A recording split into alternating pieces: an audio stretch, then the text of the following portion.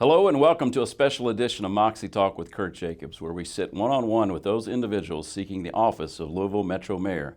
In addition, all candidates seeking this office were notified and offered the opportunity to appear on our program.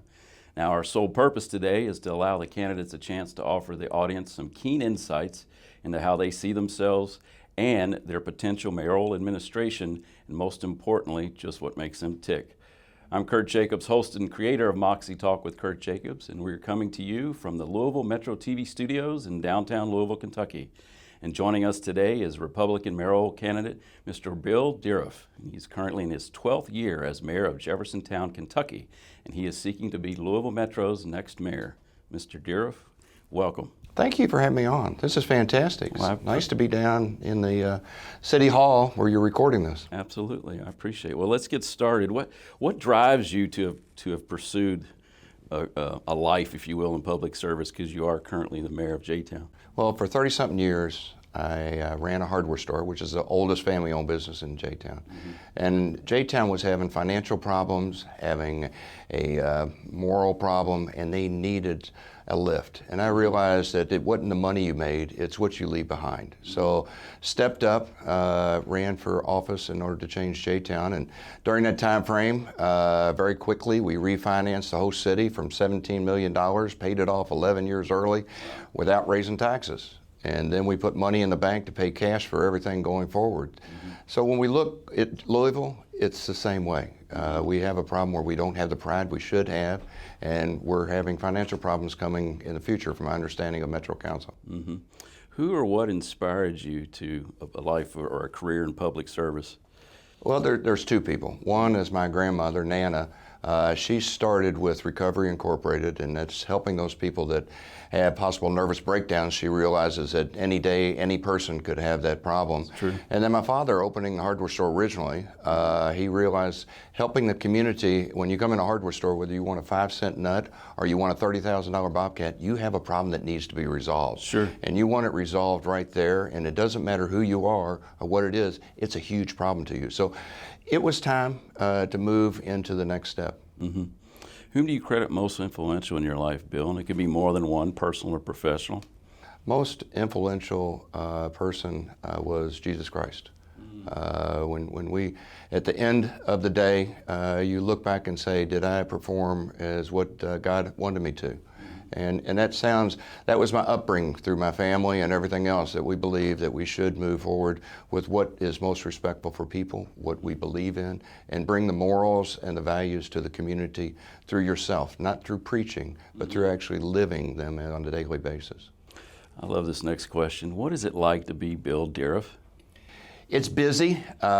People ask, when do you sleep? Because I run a city. I mean, I have police department, public works, all the different silos that are downtown here. And then running for office, I'm anywhere from in Portland or Valley Station or Prospect or J-Town on a given day at night or whatever. Mm-hmm. But then the biggest pleasure I have is on a weekend when we're taking care of grandkids, and they want me to get up at 8 o'clock in the morning and cook them pancakes and then take them to the soccer game. That's what we live for, is the family. I mean, anybody that comes work for me, the first thing I tell them is family is the most important thing, job comes second. I like that. What was the most defining moment of your life, Bill? And again, it can be more than one, personal or professional.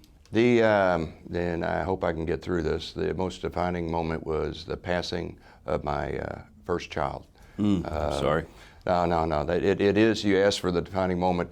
Stephanie was born 3 months early. We were at Norton's for 3 months during that time frame. She lived 18 months, but she had a trach, and her expressions on her face made you want to live every day to the max. So what she brought forth was, you live every day as if there's no tomorrow, and you don't know how long you're going to live. So the earth-changing thing was, do what you need to do today and make it count. I like that. I appreciate your authenticity on that, Bill. Thank you. What do you consider to be your biggest triumph? Again, it can be more than one, personal or professional. Well, if you look at it professionally, bringing J-Town out of the financial situation they had and bringing the pride back to a community where our saying is where everyone is family. And you ask anybody that's in that community, they say, I'm proud of being a Jeffersonian. We want to bring the same thing to Louisville. We want to be able to, when I leave as term of mayor, I want people to say Louisville is the place that I would ask my friend to come move, because I'm proud of it both as a family and I want to raise my kids here. What do you consider to be the hardest life lesson you've ever had to learn? The hardest life lesson would be the fact that time is limited. When we're young, we're energetic. We think that we're invincible, and time will never end. We never see at the end point what we're going to leave behind. And now that I am more mature, moving on, I see that time is limited, and it's not the money you make, but it's what you leave behind that is very important. Do you feel like your life lessons and triumphs have made you a better leader? Oh, absolutely. You know, the one thing that I've learned over time is that 80% of something is better than 100% of nothing.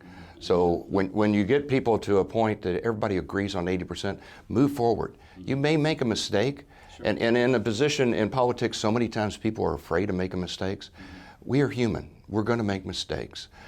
Move to a different direction and improve and get the 80% that we agree on. Let's move the city forward, and then let's get the 20% we don't to see where we can move at the next point. Don't wait, as time is limited.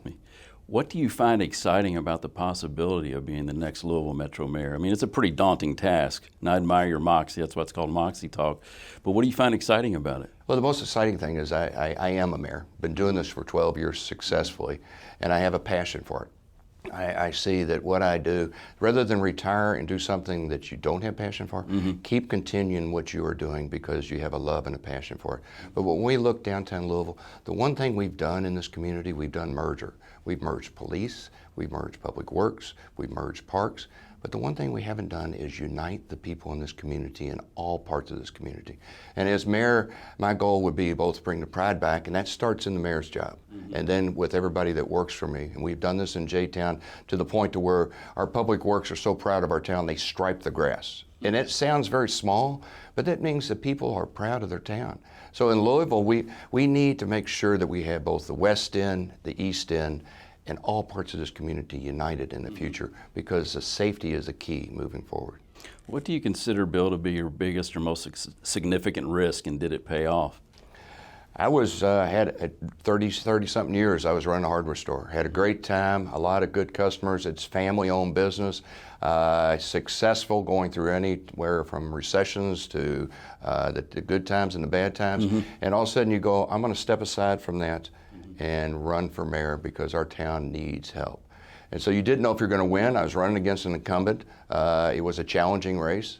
I came out the victor, and then the next 12 years, I both was not challenged. So it showed that we were moving the community forward, but it was a risk taking that first step. Coming downtown Louisville is not. It's a passion and a love. It's not a risk, because we can move forward. What do you consider to be your best piece of advice, Bill, and how would you apply that as a Louisville Metro Mayor? I would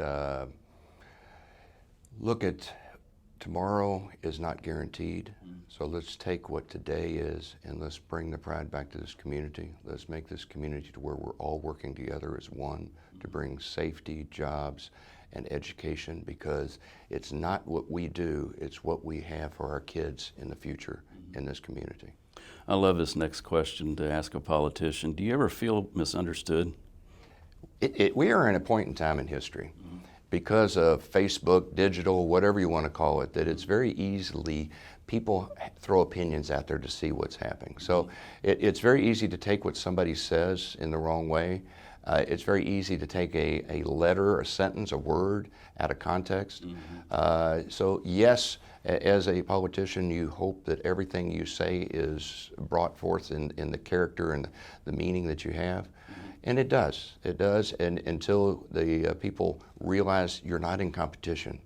We're in competition with the community to bring it forward, but we're not in competition just to say on Facebook, where you have the Facebook warriors. Let's have Facebook warriors, let's see if we can get something going. Sure. It's not that they don't understand, they just like to cause a little turmoil. So it's up to the mayors to settle the waters and say we're going to move forward in a way that you're going to be proud of your community. Now, you're in a unique position, 12 years running Jeffersontown, Kentucky. Anything you'd have done differently there, knowing what you know now?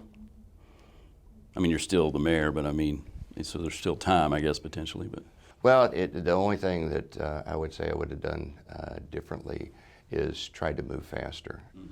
And unfortunately, that's not necessarily the mayor. I push every day. I have 13 construction projects going right now, and I'm leaving office in 4 months to move downtown to see you guys. Yeah. So it's not a matter of waiting. It's a matter of make sure you can push things forward. The time frame that it takes to get in many times in government from beginning of thought to ending of the building or people is too long. So I have always wanted to cut the bureaucracy out and bring the people in that will make the city the greatest city you can make it. I appreciate that. I appreciate you sharing that. Now, I love this next question. If you could have written a letter to the young Bill Dieruf, say you're 10 years old, what might you have told him? Well, I would say, watch what you ask for because you're going to be mayor of Louisville someday. I like the Moxie, man. I like the confidence. I hear you. So in the next years, before you get that final vote that says you have the office in downtown Metro Louisville, make sure you are the leader that people want you to be. Make sure you have the integrity that brings forth, that leads a city. Make sure you have the honesty. Make sure you understand how to unite people. A leader is somebody that's not necessarily the person that is at the very top. It's the one that has the people around him that makes what is great. So as a young person reading a letter, would you listen to a letter from a person that is quite your senior? That is a question. But back then, that's what we would do. We would say, hey, watch what you do because honesty, integrity, and wisdom are key when you try to run a city. Can you define success or leadership in one word, as I always say in the great English lexicon, Bill? You can do a phrase, and it can be more than one word if you like. You have to realize you're asking a mayor to do one word, and without it, that really doesn't work. No. But I mean, you have integrity, wisdom, experience, and proven. And if you put the key word in there, because you say successful leader, if you put the word in between, it'd be successful, proven leader, is what people are looking for now to lead them in the future, because right now we're imploding. If you could change one thing in Louisville Metro, what would that be? Okay. But all joking aside, you asked me the question, I give you the answer. But the one thing I want to do is, as I mentioned before, is make this a community you're proud of, that you're united in purpose, because we're not in competition with each other here. We're in competition with the rest of the world. So when we try to bring people that want to move here, or people want to live here, or the safety of here, the key thing amongst all of us, if we're united, both police, community, mayor's office, we can bring safety back. We can make it to where you feel safe. You don't have to worry about your kids' bullets coming through the window and your kids have to sleep in a cast iron tub, or you being hijacked at Kroger. But as a community united, we can't move fast enough forward. It is fantastic what we do. If you're fortunate enough to be elected the next Louisville Metro Mayor of Louisville, what might a Bill Dieruf mayoral administration look like? The administration will be a team that brings the wow experience to customer service. I mean, when you talk about retail, and when you talk about J-Town, this is the conversation I have with our employees every once in a while. If somebody comes into our office or calls into our office on a Thursday at 4:20, you close at 4:30, you answer the call and solve the problem. You don't wait till next week when you have time. You give that customer service that you expect when you go out to someplace. And then the second thing would be a team that brought the pride back to Louisville. Okay. And I say that many times because it starts with the mayor's office, and then it's everybody that works for the city, and then it comes down to the residents believing in the city. Okay. Now, on the flip side of that, Bill, if you're unfortunately not elected the next Louisville Metro Mayor, what might you see yourself doing in the community? Well, I would take that question and flip it. I was with Denny Crum the other day, and I said, people say, I asked Denny, I said, now, Have you ever gone to the national championship and somebody asked you, are you going to come in second? So as mayor, I have no thought process of ever coming in second because my goal is to move the city forward no matter what it takes to sit downtown and move it forward. Now, Bill, where do you see yourself if you are fortunate enough again to become Louisville Metro Mayor at the end of 1 or 2 terms? Where do you see the Bill Dieruf mayoral administration? How would it be remembered? It should be remembered as one that was community driven, one that, as a mayor of Jeffersontown, when I leave office there this year after my 12 years, I want people to be able to say that he brought the community back. He never put his name on anything because it's not about me. It's about the people in the community that bring the community to where it should be. So as we want to be remembered as, it's not about the name on the wall of something that you built.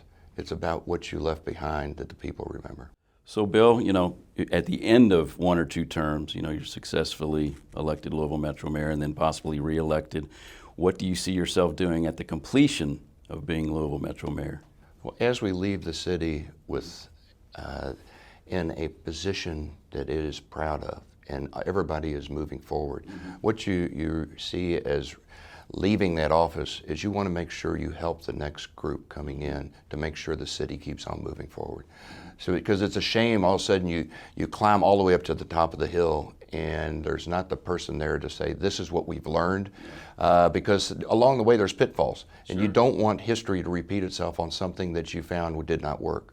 So as I leave office, I would help the next persons coming into office to make sure Louisville continues to be the one that we lead.